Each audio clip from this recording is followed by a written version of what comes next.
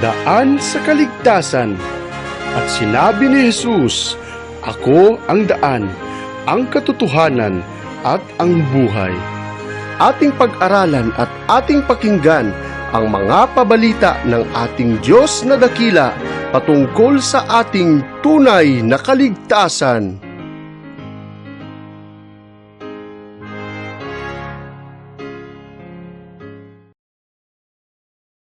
Isa naman pong maganda at mapagpalang araw sa lahat na tumututok at sumusubaybay sa ating programa, Ang Daan sa Kaligtasan.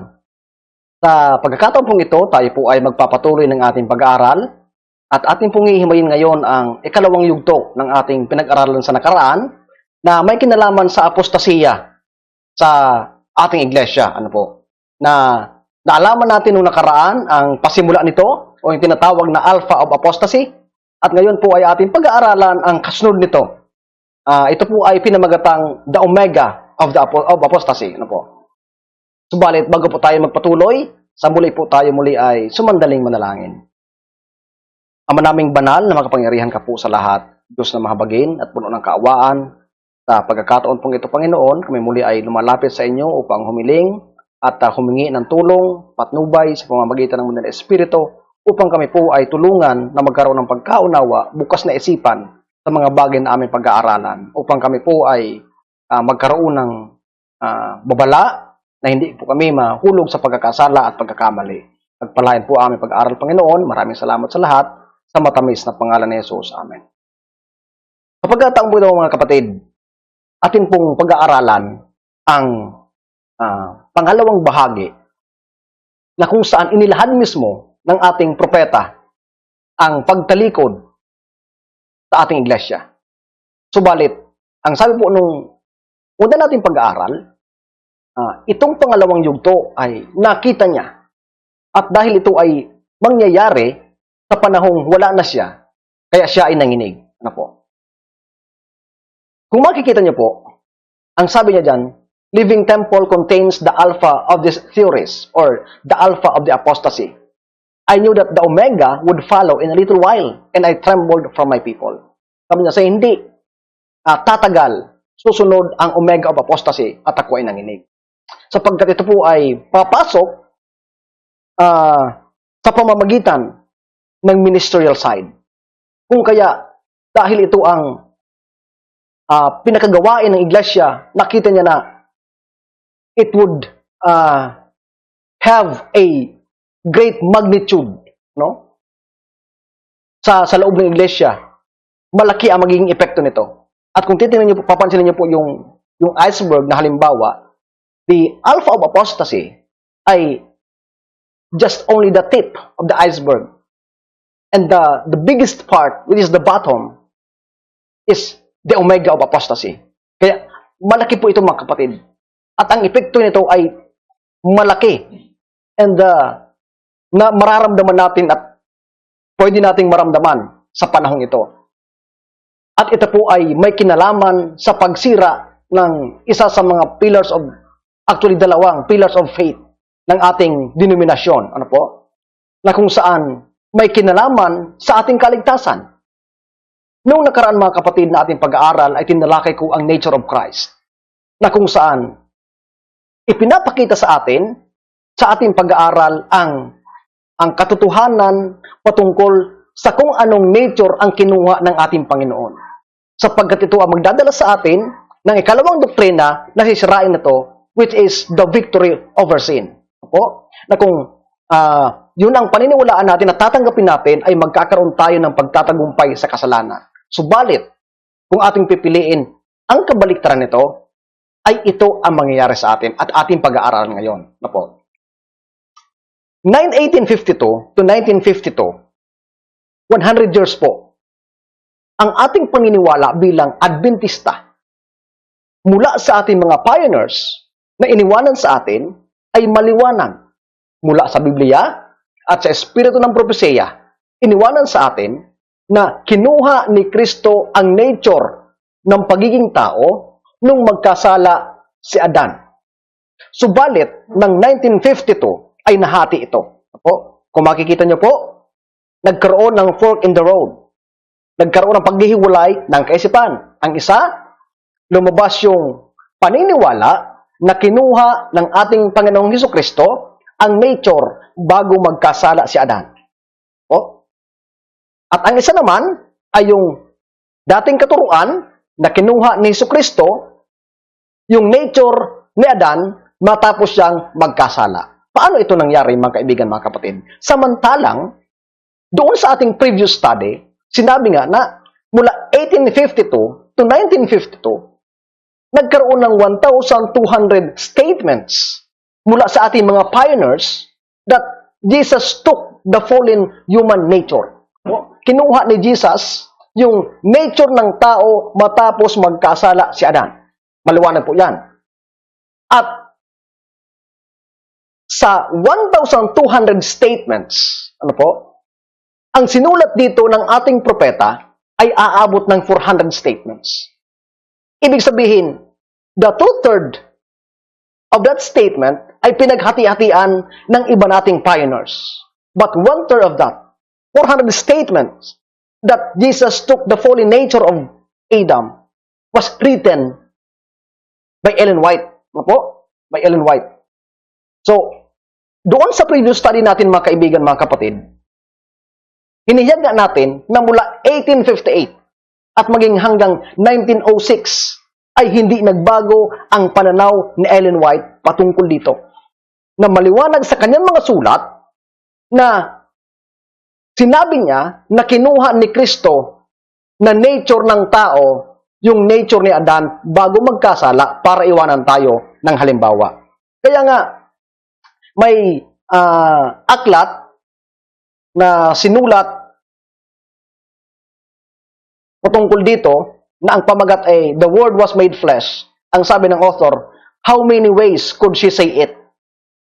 Ilan bang paraan ang pwede niyang, kung paano ito sasabihin, na Jesus took the nature of man matapos magkasala. Ang sabi diyan, sa page 213, clad in the vestment of humanity, the Son of God came down to the level of those he wished to save. In him was no guile or sinfulness. He was ever pure and undefiled. Yet he took upon him our sinful nature, clothing his divinity with humanity, that he might associate with fallen humanity. He sought to regain for man that which by disobedience Adam had lost for himself and for the world. Maliwanag po na sinasabi na kinuha niya yung nature ng tao na kanya mismo ililigtas. Dahil ililigtas niya dahil nagkasala, kaya yun mismo ang kinuha niya na nature. Subalit, paano ba nangyari na sa paglaon ng panahon ay nagbago ang mga bagay na ito? Kung matatandaan po natin, mga kapatid, sa previous study natin, binanggit ko sa inyo yung warning na Ellen White. The same with the warning of Moses, of Paul, and she warned her people. Nang sabi niya, kapag ako ay nawala, ay malaking pagbabago ang mangyayari sa denominasyong ito. Tingnan po natin, mga kapatid, ang nangyari. Sa taong 1955, may dalawang lalaki na ito po ay kilala o sikat na evangelicals noong panahong yon. Ito po ay si Donald Ray Barnhouse at saka si Martin.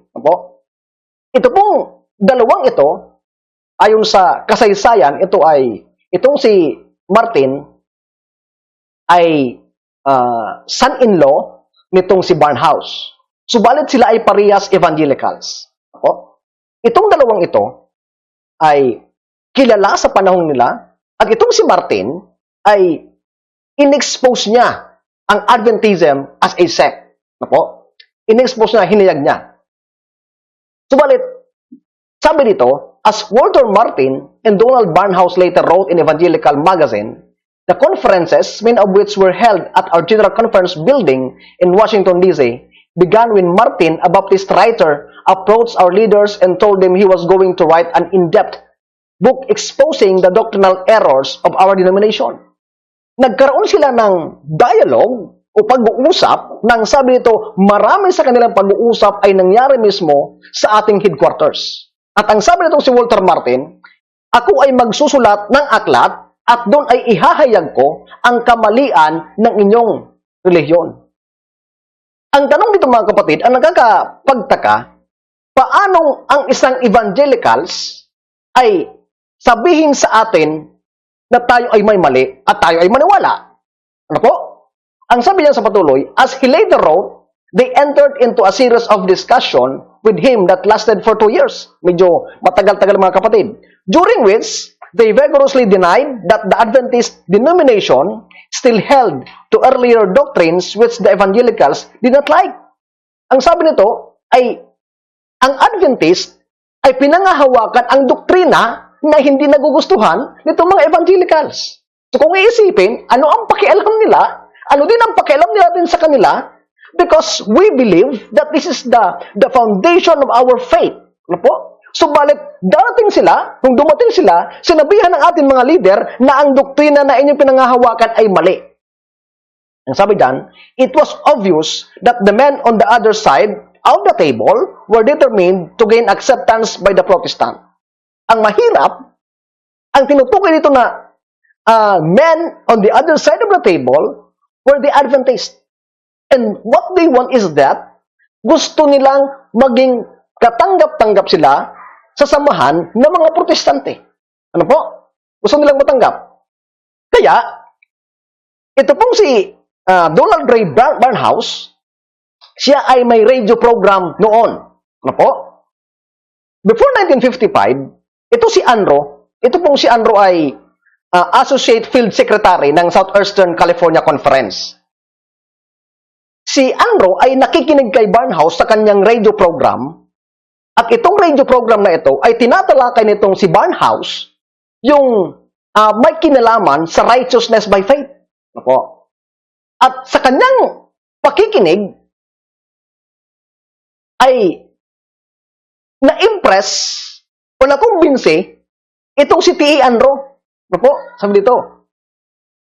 Bagaman, sa katunayan o sa katotohanan na alam natin na tayo lang ang may malinaw na doktrina ng righteousness by faith, na yun nga ang aking tinalakay, na ito ay inilabas sa atin ng 1888.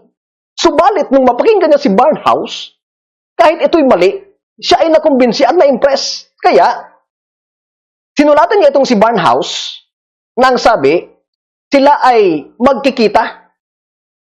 Subalit, alam na alam ng marami na noong panahong yon, ang evangelicals at ang Seventh-day Adventist ay hindi sila magkaisa. Sila ay mortal na magkaaway.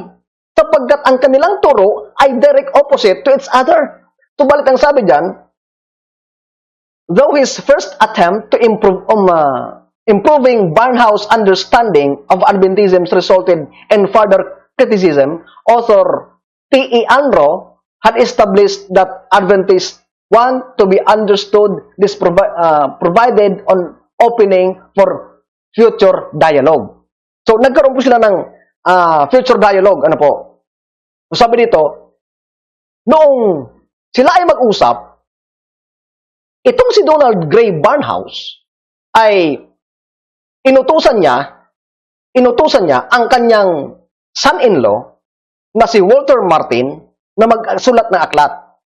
At dito sa aklat ni Walter Martin, ang kanyang pamagat ay Kingdom of Cults.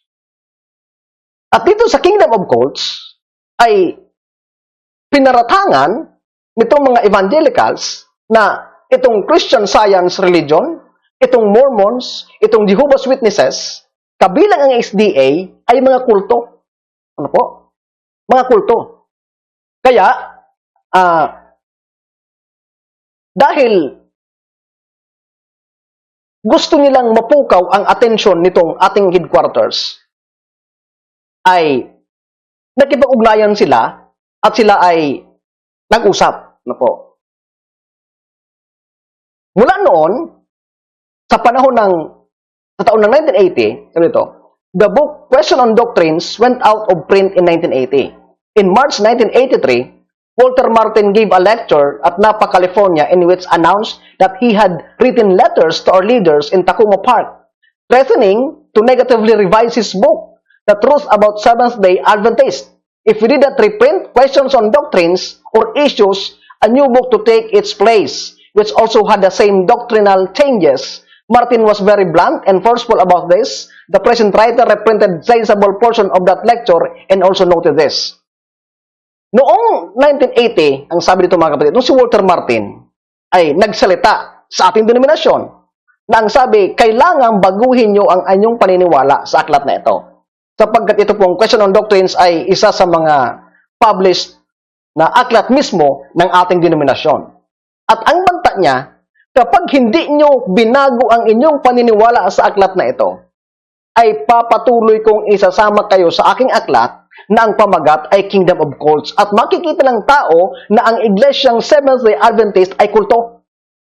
So, binantaan niya. Binantaan niya. Ang sabi dito,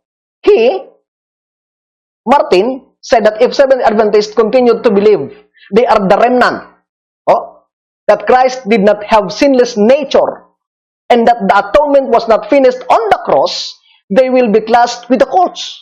So, binantaan niya ang ating iglesia na baguhin ang mga bagay na ito. Subalit, ang problema dito mga kaibigan, mga kapatid, ito pong tatlong ito ay kasama sa tinatawag natin the pillars of our faith.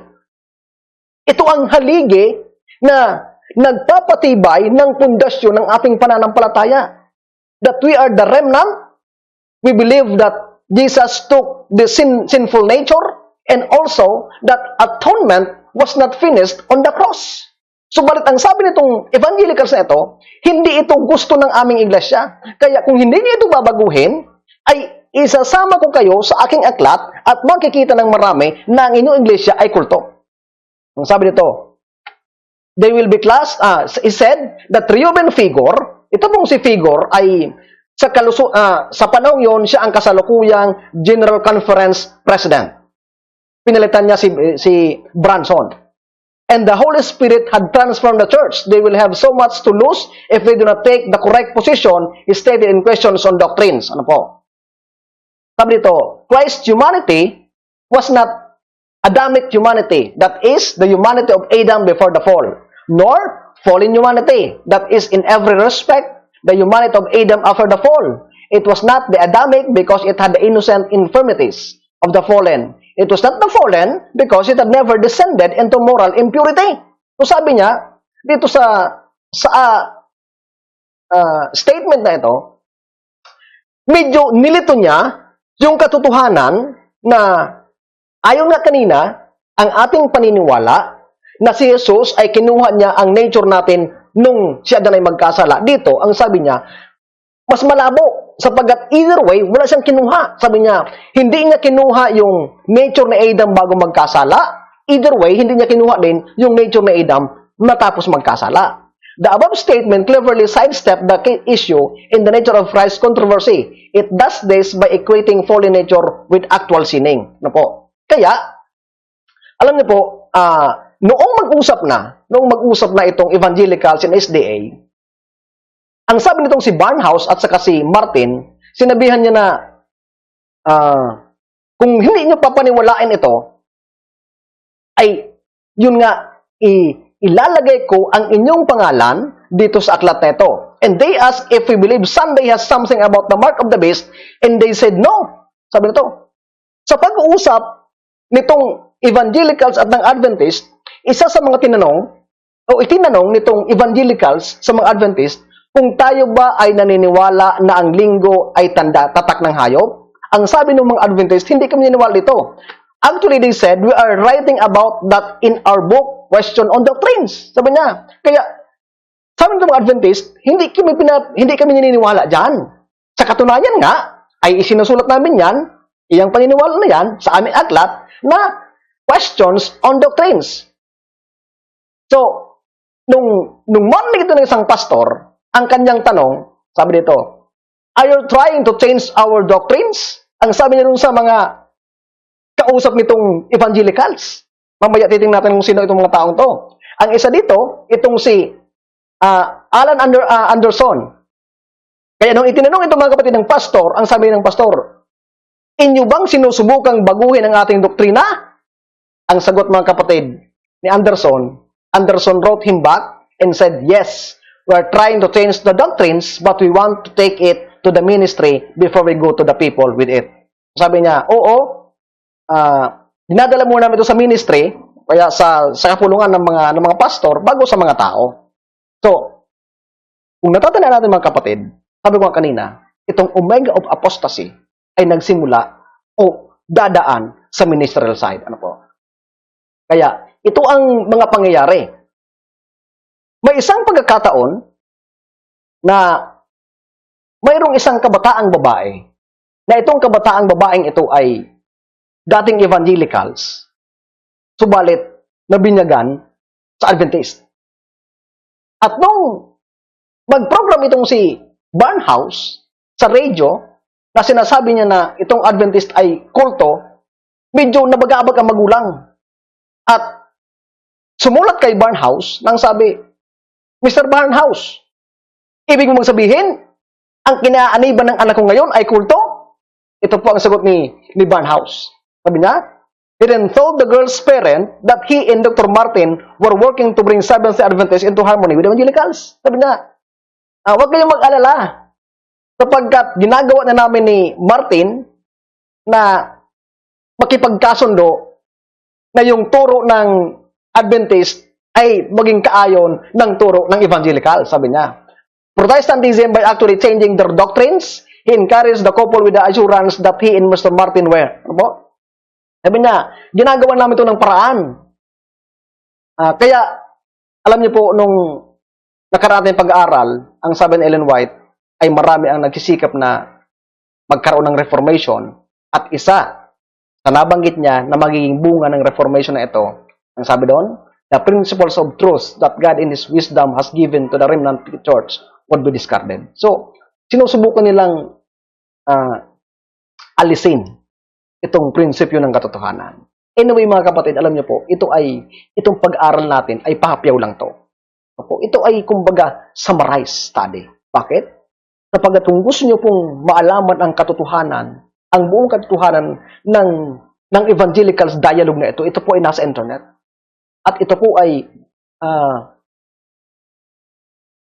open for everyone. At doon makikita natin ang tunay, ang buong kasaysayan ng pangyayaring ito. Pero sa pagkatong ito, gusto ko lang bigyan kayo ng hint at mabukasan ang ating isipan kung paano nangyari itong tinatawag nating omega of apostasy.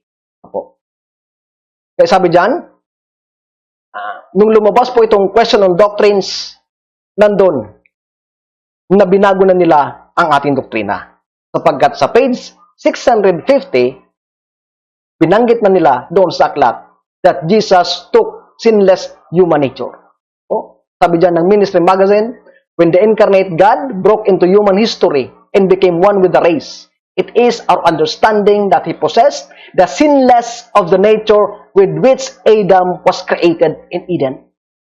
So maliwanag na sinasabi ng aklat na ito na dahil natakot sila sa banta nitong evangelicals kung hindi nila babaguhin ang ating paniniwala, ay isasali ang ating pananampalataya doon sa mga kulto at sila'y natakot at nangako sila na babaguhin ang ating doktrina.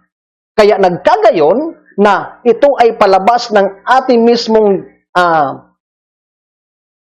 pamunuan. Itong question on doctrines, subalit binago na nila ang doktrina. At ang sabi dyan, pinalabas nila na sa page 650 ng aklat na ito, na kinuha ni Jesus ang nature ni Adan nung siya ay lalangin sa Eden.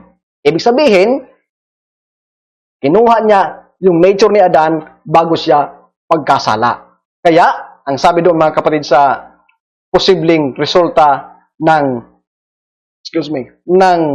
Reformation, panglima, books of New Order would be written. Opo? Sapagkat noon, ang ating mga aklat ay kasang-ayon ng pillars of faith o ating doktrina. Subalit, nang magkaroon ng Reformation sa atin, ng New Reformation, ang sabi ni Ellen White, pag nangyari ito, mga panibagong aklat ang lalabas at kasama ito. At sa sunod natin pag-aral mga kapatid, ilalabas ko pa yung ibang aklat na labas mismo ng ating denominasyon, subalit may halong kasinungaling at kamalian. At ang pang-anim, a system of intellectual philosophy would be introduced. Ano po? At nakita natin na sinabi nga ng ating propeta na sa living temple ay nangyari ang alpha of apostasy at ang omega naman ay sinimulan, mga kapatid, dito sa aklat na questions on doctrines. Ano po? Kung kaya ito ay nakakalungkot sapagkat doon sa previous study natin, mga kapatid, binanggit sa atin Ellen White nung siya ay pinadalahan nitong aklat na living temple ay minsan hindi niya man lamang ito binuksan at binasa. Sapagkat alam niya na ang aklat na ito, bagaman may mga katotohanan ditong iilan, ito ay may halong kamalian na pwede mag-contaminate. Pwedeng magdala sa panganib ng sino mang babasa.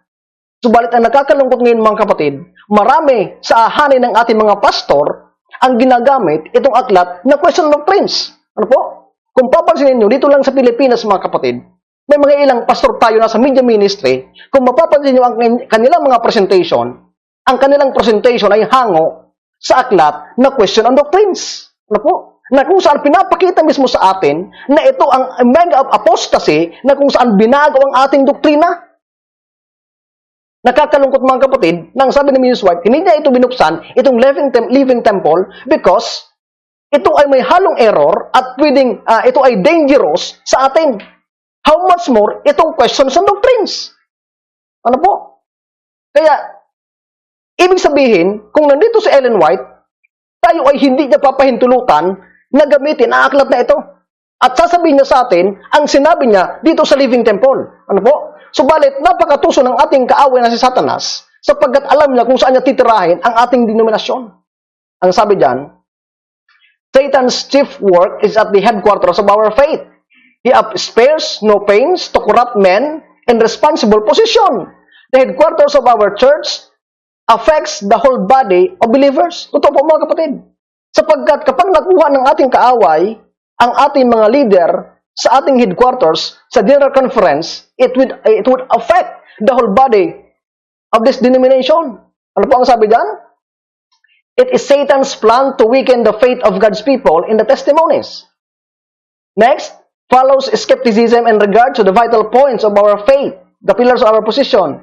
Then, doubt as to the Holy Scriptures, and then, the downward march to perdition. Ito ang nakakalungkot, mga kapatid, na pwedeng mangyari sa atin. Kaya, ang sabi ng Testimonies Volume 4, when the testimonies which were once believed are doubted and given up, Satan knows the deceived ones will not stop at this, and he redoubles his effort till which launches them into open rebellion, which becomes incurable and ends in destruction.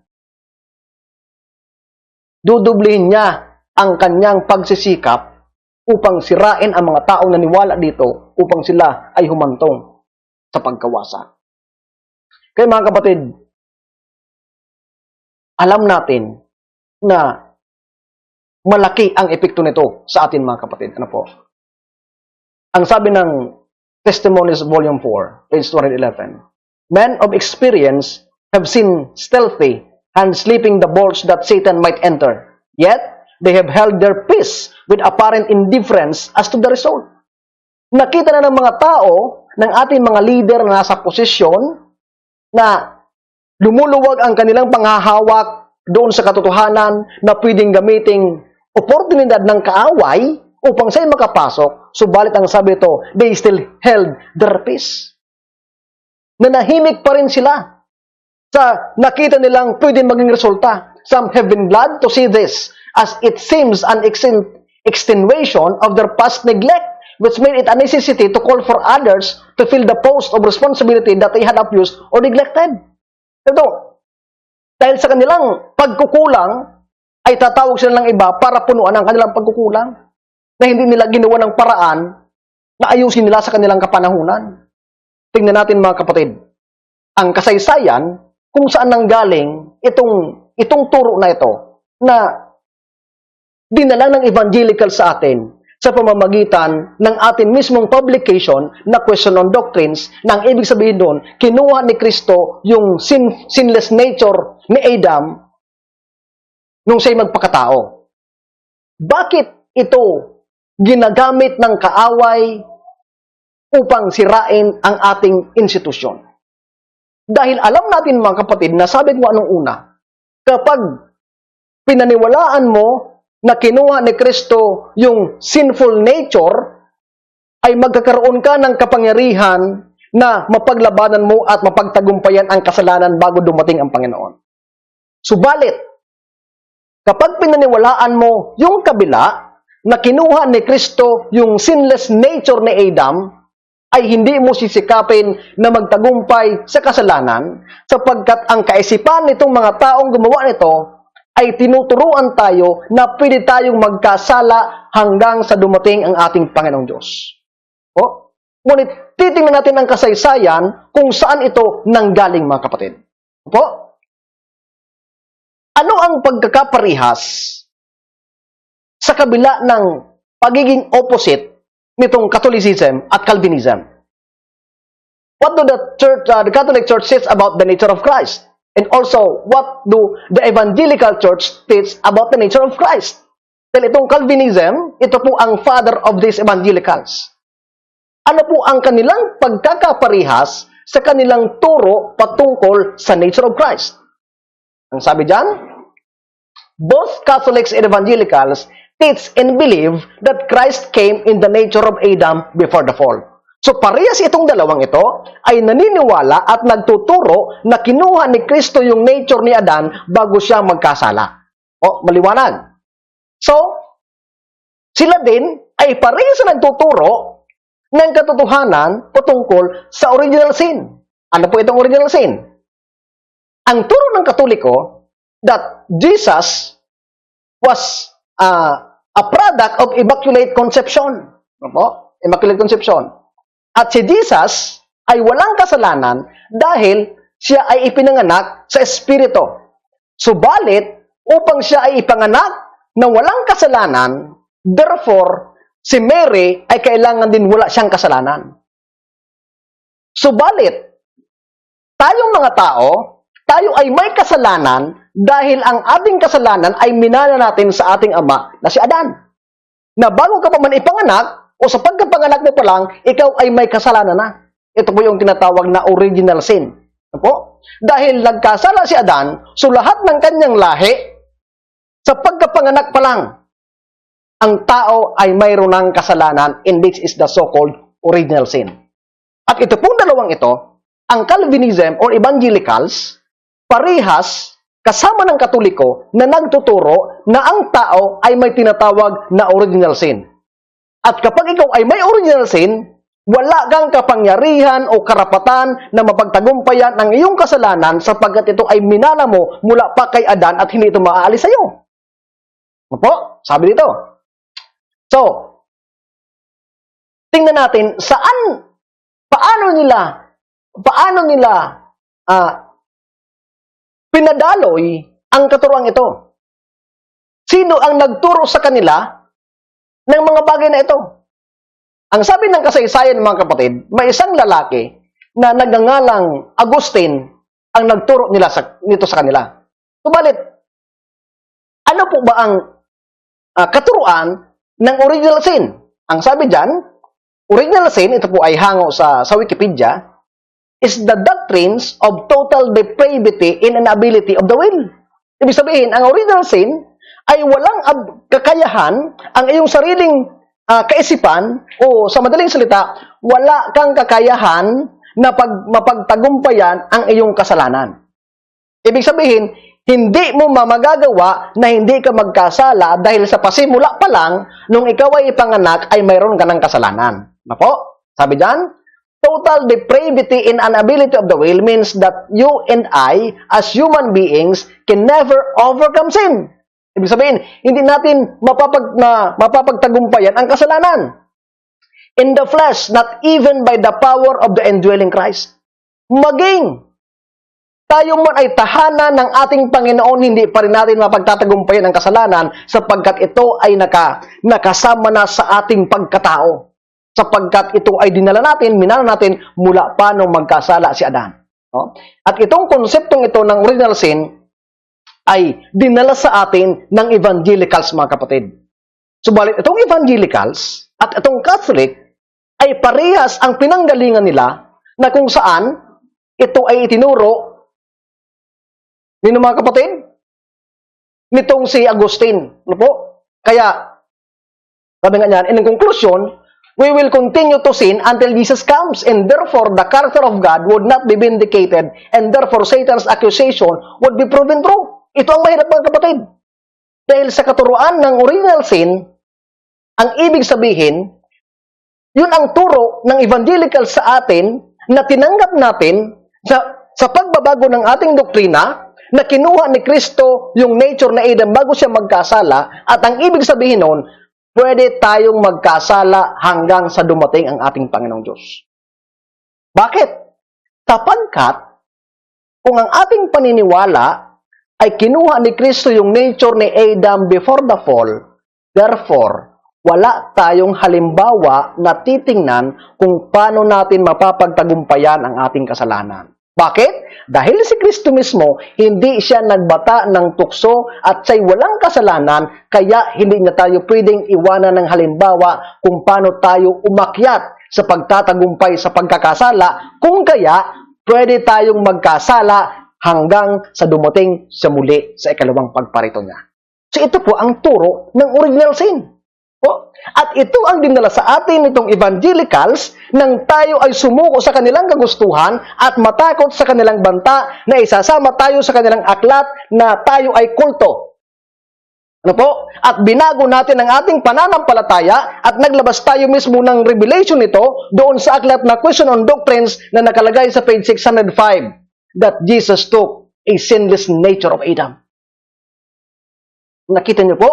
Ngunit ngayon, ihimayin pa natin kung saan ito mismo. Sino ba si Agustin? Si Agustin, ang sabi dito, is a Latin church father, is one of the most important figure in the development of Western Christianity. Agustin was hereby influenced by the Neoplatonos. He framed the concept of original sin in just one. Agustin is so revered by the Catholic Church that he has given the prestigious title of Doctor of Church. So itong si Agustin mga kapatid, siya ay kilala sa pag-develop ng Western Christianity at siya ay ginagalang ng Katoliko kung saan binigyan pa nga siya ng titulo that Doctor of the Church. Ano po? Yan si Agustin. Subalit, ang sabi dyan, siya ay inimpluwensyahan ng Neoplatonos. Ano po ang Neoplatonos? Ang Neoplatonos mga kaibigan, mga kapatid, ito po ay influensya ng isang tao din na nagngangalang Plotinus. Ano po? At si Plotinus ay na-influensyahan nitong si Plato, na na-influensyahan nitong si Socrates. Ano po? Kilala natin sa kasaysayan kung sino si Socrates. Isang dakilang Greek philosopher. At lahat ng ito, sila po ay Greek philosopher. Ano po? Pagans, Christian, Jews, Islamic, Gnostic. Ano po? Itong lahat ng ito ang nag-influensya sa Calvinism at sa Catholicism upang ituro sa kanilang iglesia itong original sin, mga kaibigan, mga kapatid. Subalit, alam natin na kung titingnan po natin ang liwanag na ito, sa liwanag ng Biblia, makikita natin na tayo ay babalik doon sa Revelation 13. Ano po ang nakalagay sa Revelation 13? Ang sabi ni John, and I saw a beast. Ano yung beast? Ito po yung karakteristik ng beast. Ang sabi niya, yung beast, ang ulo niya ay leon, ang paa niya ay paa ng uso, subalit ang kanyang katawan na bumubuo ng malaking bahagi ay leopardo. Subalit doon sa Daniel 8, ay makikita natin mga kapatid na yung leopard ay kumakatawan sa Greece. Yan po. Yan po ang representation. Makikita natin na itong malaking bahagi ng katawan nitong hayop na ito, which is the Roman Empire, the papacy, ay kinakatawanan ng malaking bahagi nitong Greece. Kung kaya, kung titignan natin mga kapatid, all of these three contributed something to this fourth beast, which is the Roman Empire. Ano po? Ano po ang binahagi nitong lion, which represented Babylon? They contributed the mystery religion or the mystic religion. The bear, the Medo-Persia, the infallibility in the grace is the educational philosophy sa pagtuturo, mga kapatid. Kung kaya, makikita natin kung saan nanggaling itong filosofiyang ito. Ano po? Kaya kung makikita natin din, mga kapatid, itong tatlong ito, which is a Greek philosopher mula sa Grisya o mga Grego, sila ang nag-influensya kay Agustin, na si Agustin naman ang nag-influensya dito sa Calvinism and Catholicism. Ano po? So, makikita natin, mga kapatid, na malayo pala ang pinanggalingan nitong kaisipang ito through history. No? Kaya, in 1955, we allow the idea of this philosopher through the evangelicals to enter our church. It came a long way mula pa sa kasaysayan ng Greece. Umayon sa kasaysayan hanggang sa panahon ng Calvinism, hanggang sa panahon ng evangelicals, at ngayon, pinapasok natin sa ating denominasyon dahil lang sa pagkatakot na isasali ang ating denominasyon sa mga kulto. Mga kapatid, kung ako ang tatanungin, wala akong pakialam kung isali mo. Dahil alam ko na hindi naman totoo. Subalit, but because of this dialogue, nadala tayo sa kamaliang ito. Ngayon, mga kapatid, doon pumasok itong kaisipang ito. Ngayon, balikan natin ang ating usapin dito sa question on doctrines. Sapagkat itong question on doctrines ay nailabas ng 1952 sa influensya nitong dalawang taong ito. Ano po? Sabi ko nga kanina, itong si Barnhouse at saka si Martin. Donald Gray Barnhouse and Walter Martin. Subalit, dahil sa kanilang influensya, na-influensyahan nila, ang sabi diyan, mga kapatid, Martin and Barnhouse is the leaders secretly meet with Protestant representative, Martin and Barnhouse. They trade away to vital doctrines of Seventh-day Adventists in order to be accepted by the fallen Babylonian churches. Nakipag-barter sila. At ano, mga kapatid, ang trade nilang doctrines natin? Una, yung nature of Christ. At pangalawa, yung victory over sin. Ibig sabihin, nung isinuko natin na tayo na ay naniniwala na kinuha ni Kristo yung nature ni Adan bago magkasala, isinuko din natin yung ating doktrina patungkol sa pagtatagumpay sa kasalanan. Bakit? Sapagkat pag pinaniwalaan natin yon, nangangahulugan na hindi natin kailangan na pagtagumpayan ang kasalanan sapagkat tayo naniniwala na pwede tayong magkasala hanggang sa pagdating ng ating Panginoong Hesus. At itong dalawang ito, mga kapatid, ay inimpluwensyahan ang tatlong leader ng ating denominasyon na kilalang-kilala noong panahong yon. At ito pong tatlong ito ay sina Fromm, Anderson, at Reed. Ito pong tatlong ito ay mga authors. Ano po? At bagaman, itong questions on doctrines ay wala pong nakalagay na author. Subalit marami ang nakakaalam na itong aklat na ito ay isinulat ng tatlong taong ito. Nila Fromm, Anderson, at Reed. Mainly, si Leroy Fromm. Siya ang main author ng book na ito, mga kapatid. At sila ay na-influensyahan nitong evangelicals na ito. So, noong panahong iyon, ay may isang pastor na tumayo upang salungatin at ihayag sa ating iglesia ang kanilang kamalian sa pangalan ni M.L. Andresen. Faithful watchman on the wall of Zion, M.L. Andresen, protest, send out letters to the churches to warn SDAs of apostasy that occurred before his very eyes. Ito ay manggagawa natin noon at nakita niya ang pagbabago at pagsasalaula ng ating katotohanan. Kaya nagpadala siya ng sulat sa mga simbahan upang babalaan ang mga simbahan na ingatan o mag-ingat sa lalabas na aklat na question doctrine sapagkat ito ay may halong kasinungalingan at kamalian at ito ay mapanganib sa ating denominasyon. Subalit, ang sabi dyan, he late Elder M.L. Andresen, who for many years was considered the dean of Seventh-day Adventist theologians, in his forceful series of booklets entitled Letters to the Churches, pinpoints the areas in which Satan has succeeded in his efforts to make the omega of apostasy a reality. As we read through Elder Andresen's letters, we realize anew how the hellish technique that Satan used with Dr. Kellogg has succeeded in bringing on this last great apostasy within our church. So nakita ni email address nito, yung apostasy na sinimula ni Dr. Kellogg sa kanyang Alpha of Apostasy. Subalit mga kapatid, ito ang nakakalungkot. Brother Andreessen makes a summation of the crisis we are facing today as follows. We have reached a crisis in this denomination when leaders are attempting to enforce false doctrines and threaten those who reject. The whole program is unbelievable. Men are now attempting to remove the foundation of many generations. Sabi niya, nakita ko na marami sa ating mga leaders ngayon ang sinusubukong sirain ang pundasyon na itinayo sa mahabang henerasyon.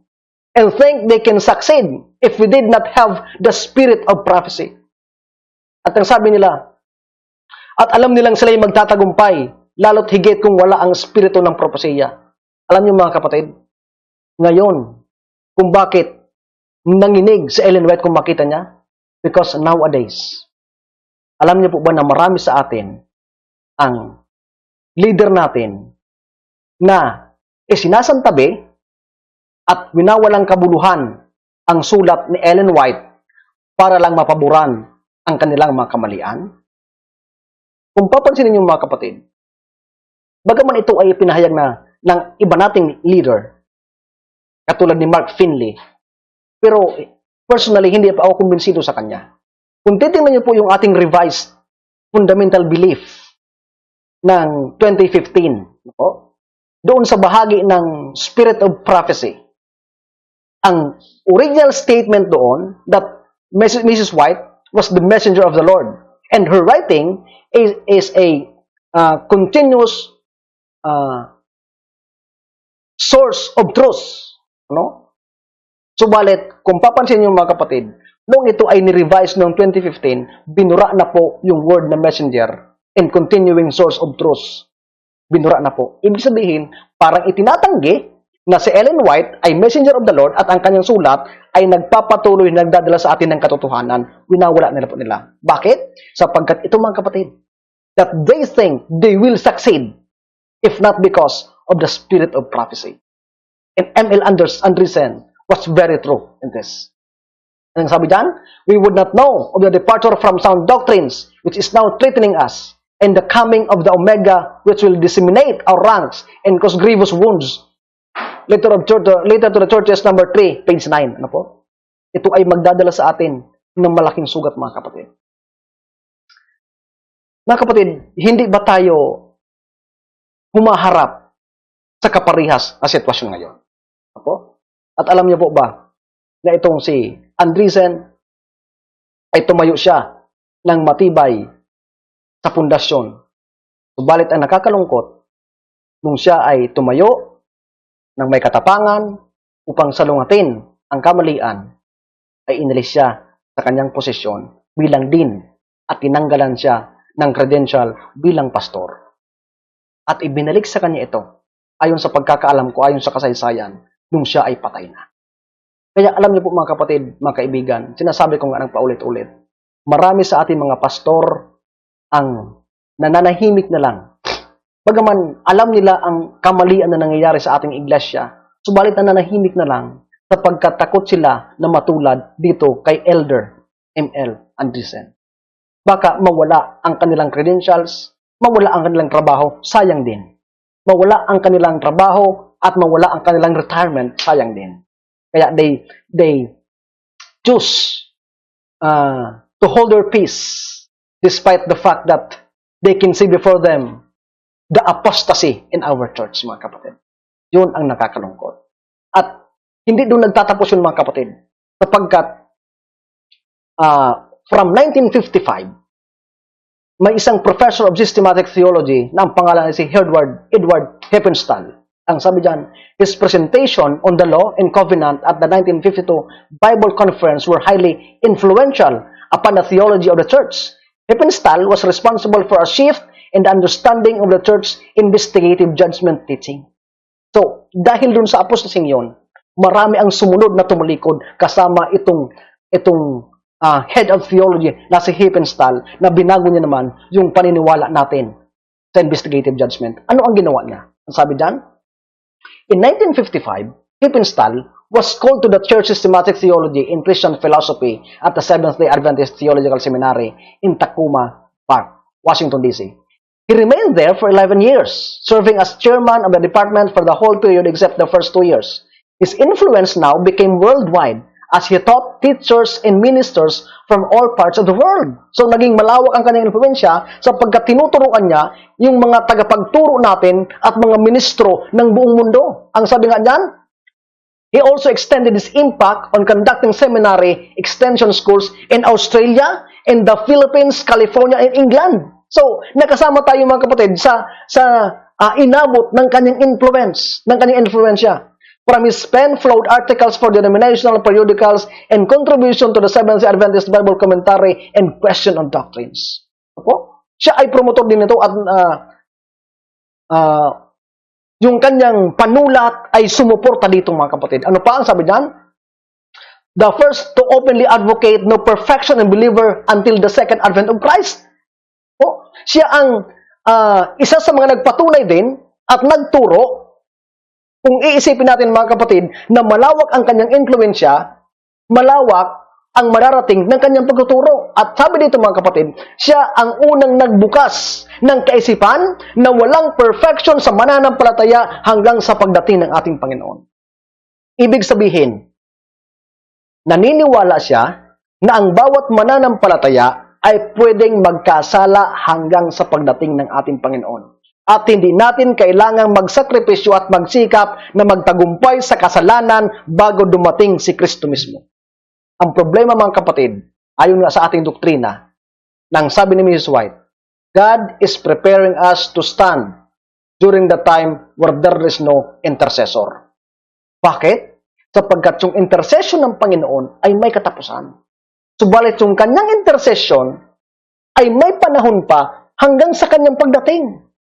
Ang tanong mga kapatid, kung doon sa space na yon, sa pagtatapos ng kanyang intercessory mediatorial work, hanggang sa kanyang pagdating, kung magkasala ka at walang intercessor, paano ka mapapatawad? Kung hindi ka mapapatawad mga kapatid at ang iyong kasalanan ay manatili sa aklat, ibig sabihin, hindi ka maliligtas sapagkat ikaw ay may kasalanan. Yun mga kapatid, ang dakilang kontrast doon. Subalit dahil sa laki ng influensya nila, marami ang naniwala na pwede tayong magkasala hanggang sa pagdating ng Panginoon sapagkat there is no perfection in a believer until Jesus comes. Apo, ang sabi niya sa patuloy, Dr. Edward Heffenstahl is the perfection on the believer as a inimical to salvation by grace alone. Sabi niya, ang kaligtasan ay sa biyaya lang. Sa biyaya lang. Maniwala ka lang. Ano po? Manampalataya ka lang. At itong paniniwalatan, sabi John Edwards, this was unchallenged. Ang mahirap mga kapatid, alam ng marami sa atin na itong turo na ito ay mali, subalit wala man lang tumayo upang ito ay salungatin. Yun ang mahirap. Kung kaya lumawak ang kanyang impluensya at inabot niya itong si Dr. Desmond Ford ng Andrews University at saka si Nielsen. Inadapt nila ang turo na ito. Inadapt nila ang paniniwala na pwede tayong magkasala. Sa katunayan, itong si Desmond Ford, humingi siya ng panahon ng 9 months upang pag-aralan ito at i-present sa atin. Ang problema ng kanyang i-presenta, bagaman mali, wala ni isa ayon sa tala na sumalungat ng kanyang sulat. Kaya ang sabi niya, kung ako ay mali at kayo ay tama, bakit wala malang sa inyo ang naghamon sa akin sa kinatatayuan ko ngayon? Opo?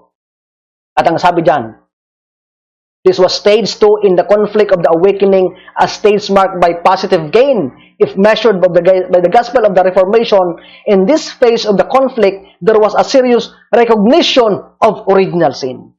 Opo? Yung original sin na galing doon kay Socrates, kay Plato, kay Plotinus, at kay Agustin, na tinuro naman sa Katoliko at Evangelicals, ay nandito na ngayon sa Seventh-day Adventist Church sapagkat wala man lang sumalungat sa kanilang turo na ito. So this is the mega of apostasy kung paano nakapasok sa atin ang katuroan ito. Opo? At ang sabi diyan mga kapatid, sabi niya, ang kaligtasan ay sa biyaya lamang. Kaya, noong 1974, itong si Heffenstahl, siya ay nagsulat ng aklat na ang pamagat ay Salvation Unlimited. Ano po? Siya ay nagsulat ng aklat na Salvation Unlimited. Ibig sabihin, ang kaligtasan ay walang limitasyon. Sapagkat ang sabi niya, maniwala ka lang, manampalataya ka lang. Ang Diyos naman ay puno ng biyaya. Subalit mga kapatid, kinalimutan niya yung nakalagay sa Titos 2:11 hanggang 14. Nang sabi doon, the grace of God was revealed that teaches us to live a godly lives. Po, ang biyaya ay nagbibigay sa atin ng kapangyarihan na tayo ay mamuhay ng buhay na makadiyos. Ibig sabihin, it pertains to perfection. Obedience, mga kapatid. At ito ay mali sa katuruan nitong si Heppenstall. Kaya kung titingnan natin, mga kapatid, yung ating pinag-aralan na tayo ngayon ay nasa 4th generation, sabi doon, ay 5th generation, sabi doon, the 4th generation destroys our theology. Bakit? Ito ay nangyari sa loob ng 1964 to 2004. Sinira nila ang ating pananampalataya. Mula sa Evangelicals Dialogue, sumulat itong si Fromm, Anderson at Reed, tinala nitong si Heppenstall, tinanggap nitong si Desmond Ford, at marami ang tumanggap ng katuruan ito. Kaya ang sabi mga kapatid ng manuscript, release volume 3, one thing is certain, those Seventh-day Adventists who take their stand under Satan's banner will first give up the faith in the warnings and the proof contained in the testimonies of the Lord. Kaya, sabi ko nga mga kapatid, kung tutuloy pa ang 5th generation, wala nang matitira sa atin maliban sa kamalian kung ating tatanggapin. So ito mga kapatid ang nakakalungkot, ano po? Ito ay nagsimula at itinuloy-tuloy, lalo tigit nung mangyari yung Vatican II ng 1962.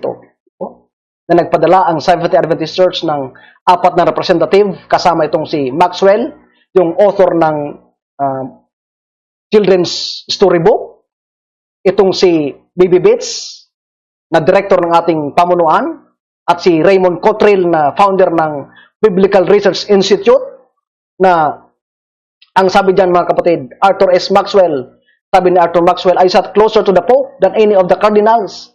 I was only 40 feet away from him for 3 or 4 hours. Nobody will ever believe me that I sat so long so near to His Holiness. Ito ang sabi niya. What a blasphemy, mga kapatid. At ang sabi niya pa, then another aspect to his new friendliness was the Pope's opening speech. Do you know what his subject was? His love, sabi niya. Kasama dyan mga kapatid, nang dahil doon, itong si B.B. Bates, isa rin nung bumalik siya, ang sabi niya, baguhin na natin ang ating paniniwala ng Catholic Church. Sila ay kumakatawan sa beast sapagkat sila ay mabuting tao. Kaya nagsulat, sumumpa, itong si Neil Wilson. Sabi ko nga, nang sabi niya, mayroong pagkakataon sa Adventist na ganoon ang paniniwala natin, pero sabi niya ngayon, yun ay isang basura na lamang sa atin. Sabi ko kanina, ito si Desmond Ford ay isa sa mga nag-adapt ng katuruan ng original sin at ng perfection until Jesus comes. Ang sabi diyan, ito po ay tinalakay nitong si Samuel Coranting Pipim sa kanyang aklat na Here We Stand. Among the Adventist doctrines that Dr. Ford opposes are the sanctuary, 1844, the investigative judgment, the remnant church, and the role of the spirit of prophecy. So itong si Desmond Ford, ito ay kilalang professor ng Andrews University. Subalit nung siya ay mag-aral at i-adapt niya ang katuruan ni Heppenstall, hindi lamang yung original sin ang kanyang tinuligsa at tinutulan.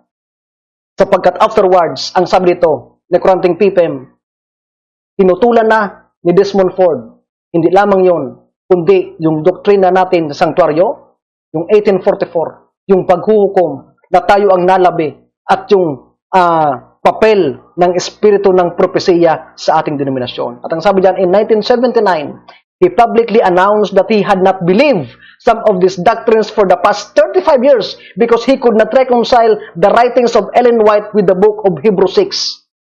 Sabi niya, matagal na itong hindi ko pinapaniwalaan. Ito ay sa loob pa ng 35 taon sapagkat hindi ko maiugnay ang mga bagay na ito sa Hebrews 6. At ang sabi niya pa, in 2002, Ford at last publicly admitted He did not believe in the creation of the world in 6 literal days a few thousand years ago. Sabi niya, in 2002, kasama doon, hindi ako naniniwala na nilikha ng Panginoon ang sanlibutan sa literal na 6 na araw. Mga kapatid, this is the omega of apostasy. Itong mga taong ito ay kinikilala ng marami sa atin. Subalit, they were the fathers of the omega of apostasy na tumalikod sa atin at sinira ang ating doktrina. Hindi lang yan mga kapatid. Sapagkat ang sabi pa sa aklat ito ni Pipim, after Dr. Ford was dismissed from the denominational, siya ay pinatalsik sapagkat sa kanyang maling turo. Subalit, ang kanilang influensya ay malaki ang naging bunga sapagkat dito sabi niya, in 1980, a staggering 180 ministers left the ministry within the next decade sapagkat naniwala sila at nagsimpatya, nagsentimento kay Desmond Ford. Nananiwala sa kanyang turo na ang 1844 sanctuary remnant creation ay hindi totoo. At naniwala sila at sila din ay umalis ng ating denominasyon. Subalit hindi lang yan. Dapat ang sabi dito, however, most of his followers and sympathizers remain in the church. Pero ito ang sabi niya, he urged them to do this so they could use their influence more effectively to change the church. Ang sabi niya, maliban sa 180 na lumabas, mayroon pa mga nagsimpatya at gustong lumabas, subalit nasa iglesia, ang sabi ni Desmond Ford, manatili kayo dyan, sapagkat kayo na lang inaasahan ko na baguhin ang ating iglesia. Ang kakalungkot mga kapatid, nararamdaman natin ang influensyang ito sa pagbabago ng ating iglesia. Kung mapapansin niyo po mga kapatid, kung hindi niyo napanood yung first presentation natin at second presentation natin mga kapatid, na pinamagatang enemies within the church at yung abomination inside the church, makikita natin that even our present leaders ngayon ay influenced by these people and they are also following this apostasy. Kaya sabi ko mga kapatid, hindi ito paninira, hindi ito pag-atake sa ating iglesia. Ito ay paglalahad, paghahayag ng katotohanan na may nangyayaring mali sa ating hanay mga kapatid. Dahil dito sa pagtalikod na ito, na ibinahagi sa atin at inilahad, binuksan sa atin ng ating mismong propetang sa Ellen White. Nakita niyo po? Ito ang nangyari sa atin. Ang sabi dyan, at the 1990 General Conference session in Indianapolis, a Catholic priest spoke and prayed from the pulpit. Kakalungkot mga kapatid, di ba? Yung taga-Babylonia, inimbitahan natin sa 1990 General Conference session sa Indianapolis at siya ang pinanalangin para sa atin. The conference communication director told a local newspaper that we no longer believe that we did 100 years ago concerning comments in the great controversy about the papacy. Doon mismo, sa pagkakataong yun, inihayag ng General Conference Communication Director sa isang newspaper na tayo bilang Seventh-day Adventist, hindi na tayo naniniwala sa komento ng great controversy patungkol sa kapapahan. Nakakalungkot mga kapatid. A condensation of the great controversy was handed out in Indianapolis. Shirley Burton, ito ay nabanggit ko na.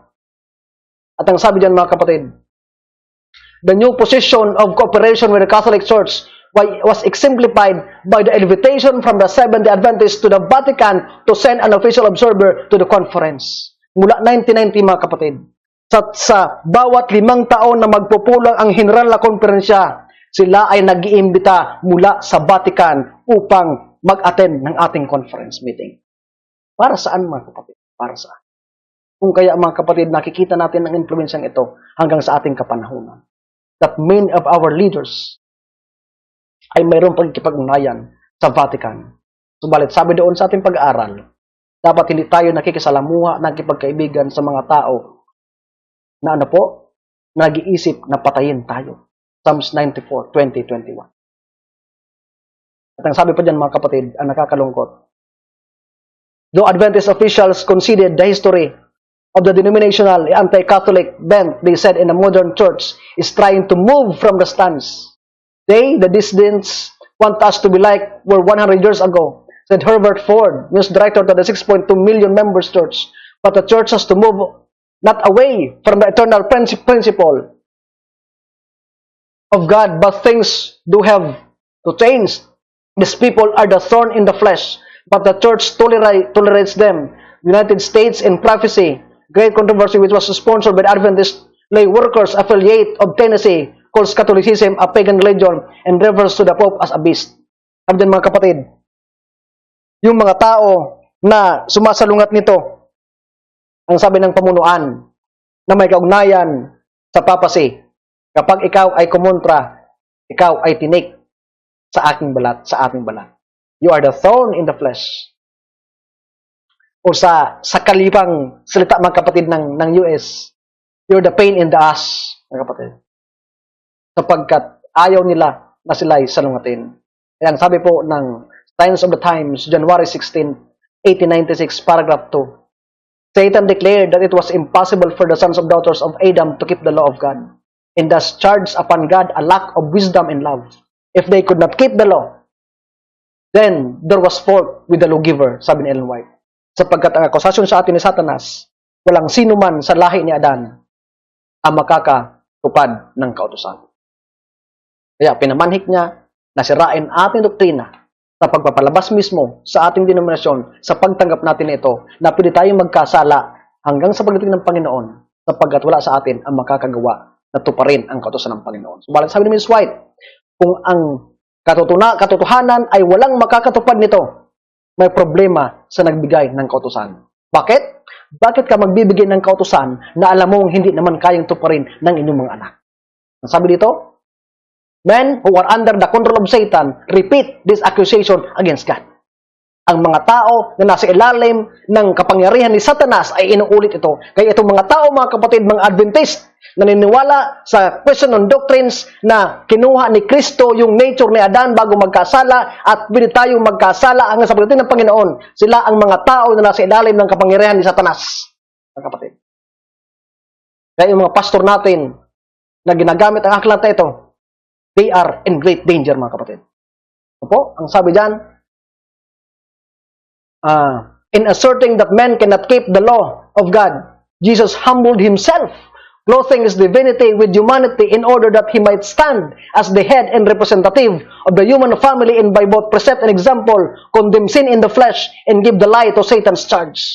Maliwanag na kaya kasulat ni Ellen White, pinalagay niya, pinamanhik niya, pinahayag niya na kinuha ni Kristo yung nature ni Adam nung siya'y magkasala para iwanan tayo ng halimbawa nang siya'y magkatawang tao. Hinakap niya ang kapangyarihan ng kadyusan, humanity plus divinity, at pinalagay niya, pinakita niya kay Satanas na mali ang kanyang akusasyon. Sapagkat ang sabi ng kasulatan, ni minsan, hindi siya nagkasala.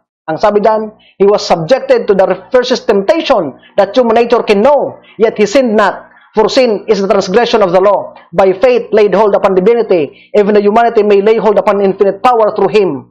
Although tempted upon all points, even as men are tempted, he sinned not. He did not surrender his allegiance to God, as Adam did.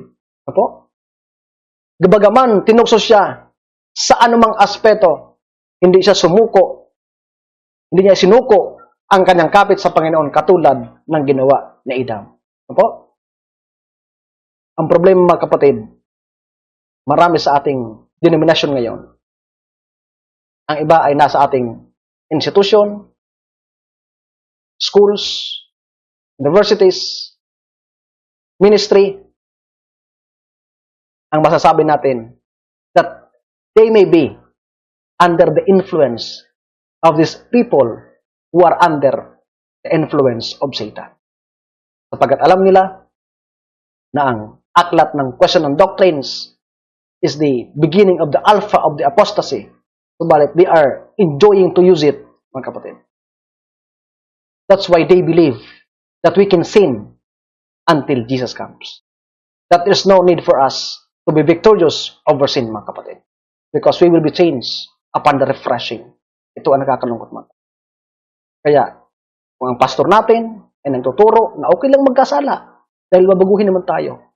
Or sa isang banda, hindi tayo tinuturuan na kailangan natin magtagumpay sa kasalanan. We are in a dangerous ground, mga kapatid. Kaya sana sa pagkakataong ito, nabuksan ang ating isipan. Na minsan pa, pasalamatan natin ang biyaya ng Panginoon sapagkat tinuturuan tayo ng tamang daan upang tayo ay patuloy na lumakad sa daan ng kaligtasan.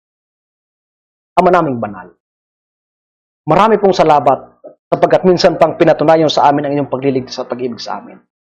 Sa pagbubukas nyo ng katotohanan ito, naway nabuksan ang aming kaisipan na mayroon talagang pagtalikod sa hanay namin sapagkat kami ay na-influensyahan ng mga tao na sumurrender o sinuko ang kanilang pananampalataya sa kaaway sa pamamagitan ng kanilang pagtanggap ng katuruan ng galing sa Babylonia, ng galing sa kaaway, ng galing sa mga tao na hindi, na walang pagkatakot sa inyo. Subalit na nakakalungkot mga kapatid, Panginoon, alam namin na marami sa amin ang nadadayaan ng mga bagay na ito. Kaya po gisingin kami sa katotohanan, tulungan